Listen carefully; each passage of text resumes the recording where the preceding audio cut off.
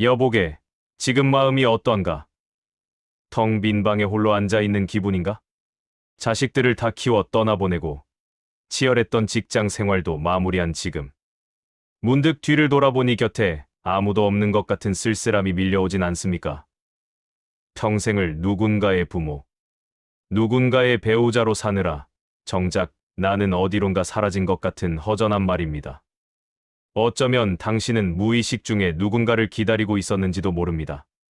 주말이면 찾아올 자식들의 전화, 혹은 나를 위로해줄 친구, 아니면 내 마음을 찰떡같이 알아줄 배우자를 말이죠. 하지만 기대가 크면 실망도 큰 법입니다. 연락 없는 자식이 야속하고 무심한 배우자가 미워지는 그 마음. 그것이 바로 당신을 괴롭히는 고통의 씨앗입니다. 여기 2500년 전 80세의 노구가 된 석가모니 부처님이 제자들에게 남긴 마지막 이야기를 들려드리겠습니다. 이 이야기는 차가운 경고가 아니라 당신을 진정으로 자유롭게 할 가장 따뜻한 위로입니다. 부처님이 세상을 떠날 날이 다가오자 그림자처럼 그를 모셨던 제자 안한다는 슬픔을 참지 못하고 울음을 터뜨렸습니다. 스승님이 가시면 저희는 이제 누구를 의지하고 살아야 합니까? 그때 부처님은 늙고 병든 몸을 일으켜 제자를 향해 이렇게 말씀하셨습니다. 안한다여, 슬퍼하지 마라. 나를 믿지 말고 그 누구에게도 의지하지 마라. 남이 켜준 불빛을 찾지 말고 너 자신이 등불이 되어라. 이것이 바로 그 유명한 자등명 법등명의 가르침입니다. 자신을 섬으로 삼고 자신을 등불로 삼아라. 남에게 의지하지 마라. 부처님은 왜 생의 마지막 순간에 이토록 냉정하게 말씀하셨을까요? 그것은 당신이 누군가의 팬이나 노예가 아닌 자기 인생의 온전한 주인으로 살기를 바랐기 때문입니다. 생각해 보십시오. 남이 켜준 불빛은 언젠가 꺼지기 마련입니다. 자식이 주는 기쁨, 배우자가 주는 안정감, 친구가 주는 위로. 이 모든 것은 영원하지 않습니다. 그들이 떠나거나 변했을 때 당신은 다시 깊은 어둠 속에 남겨질 것입니다.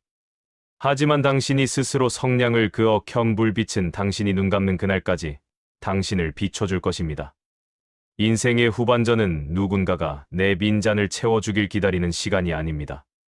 이제는 스스로 내 잔을 채우고 그 넘치는 온기로 남을 따뜻하게 할 때입니다. 무소의 뿔처럼 혼자서 가라. 많은 분들이 고독을 두려워합니다. 혼자 밥을 먹고 혼자 산책을 하는 것을 처량하다고 생각하죠. 하지만 부처님은 말씀하셨습니다. 무소의 뿔처럼 혼자서 가라. 이 말은 세상과 단절하고 깊은 산속으로 들어가라는 뜻이 아닙니다. 사람들에게 휘둘리지 말고 남의 시선에 얽매이지 말고 당신만의 길을 당당하게 걸으라는 뜻입니다. 소리에 놀라지 않는 사자처럼, 그물에 걸리지 않는 바람처럼, 지늘게 더럽혀지지 않는 연꽃처럼 그렇게 자유롭게 사십시오. 우리는 태어날 때도 혼자였고 갈 때도 혼자입니다. 이것은 슬픈 일이 아니라 자연스러운 이치입니다. 오히려 혼자일 때 우리는 가장 온전해집니다. 친구들과 어울려 시끌벅적하게 웃고 떠들 때는 외로움을 잠시 잊을 수 있지만 군중 속에서 돌아오는 길은 더 공허하지 않던가요? 진정한 평화는 밖에서 오는 시끌벅적함이 아니라 고요히 내면을 들여다보는 시간에서 옵니다. 고독은 외로움이 아니다. 그것은 자유다. 이제 남의 눈치 보지 마십시오. 이 나이에 주책이야라는 말 따위는 던져버리십시오. 배우고 싶었던 악기가 있다면 배우고, 가고 싶었던 곳이 있다면 떠나십시오. 자식들 눈치 보느라, 체면 차리느라 미뤄뒀던 당신의 욕망을 이제는 마음껏 펼치십시오. 혼자 있는 시간은 버려진 시간이 아니라 오롯이 나 자신과 데이트할 수 있는 황금 같은 시간입니다. 내려놓음, 가벼워지는 연습. 인생 후반전을 행복하게 살기 위해 꼭 필요한 지혜가 있습니다. 바로 내려놓음입니다. 부처님은 말씀하셨습니다. 집착하는 것이 바로 고통이다. 손에 무언가를 꽉 쥐고 있으면 새로운 것을 잡을 수도 없고 손만 아플 뿐입니다.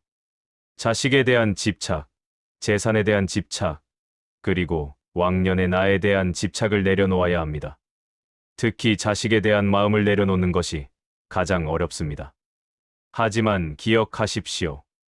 자식은 나의 소유물이 아니라 잠시 내 몸을 빌려 태어난 귀한 손님입니다.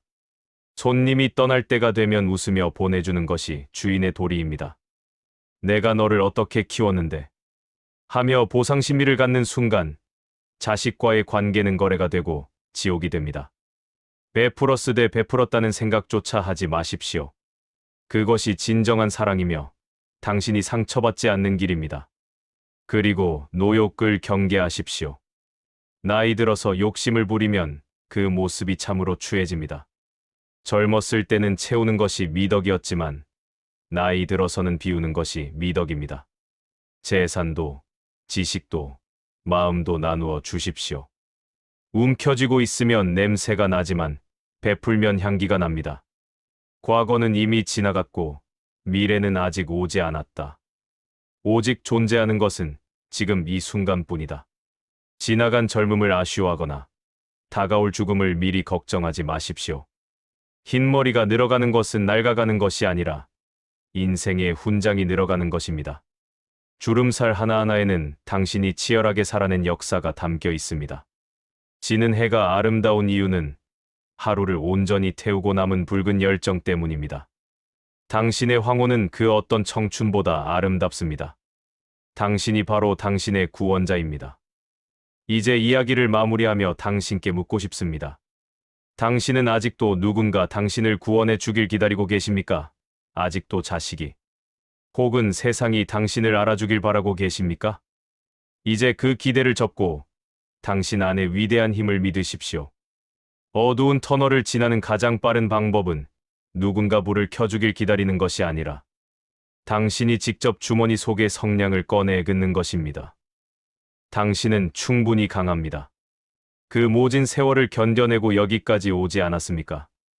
자식을 키워내고 가정을 지키고 사회의 일원으로 묵묵히 살아온 당신은 이미 위대한 영웅입니다. 그러니 이제 스스로를 귀하게 여기십시오. 남에게 기대지 말고 홀로 우뚝 서십시오. 무소의 뿔처럼 묵묵히 그러나 당당하게 당신의 길을 가십시오. 인생의 진짜 황금기는 바로 지금부터입니다. 당신이 켜든 그 등불이 남은 생을 환하게 비출 것입니다. 감사합니다.